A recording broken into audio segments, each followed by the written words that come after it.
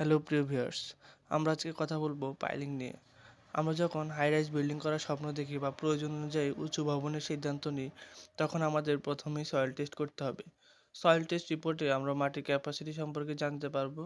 যদি soil test রিপোর্টে আমাদের পাইলিং করতে বলা হয়, তখন আমরা সয়েল টেস্ট রিপোর্ট এবং ফাউন্ডেশন কয়তলা হবে তার উপর ভিত্তি করে আমরা পাইলিংয়ের ডিজাইন করে থাকি।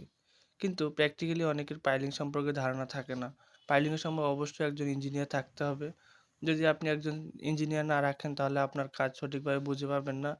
তাই প্রাথমিকভাবে একজন নবাগত ইঞ্জিনিয়ার বা বাড়ির মালিকদের পাইলিং নিয়ে যেসব বিষয়ে ধারণা থাকতে হবে তা নিয়ে আমরা চেষ্টা করব আপনাদের সহযোগিতা করার জন্য। আপনারা সকল ভিডিও সবার আগে পেতে আমাদের এই চ্যানেল সাবস্ক্রাইব করে রাখবেন এবং মনে রাখবেন, আমরা বাড়ি নির্মাণের সকল ড্রয়িং ডিজাইন করে থাকি। আমাদের অভিজ্ঞ টিম নিয়ে সর্বদা আপনার পাশে আছি। ধন্যবাদ।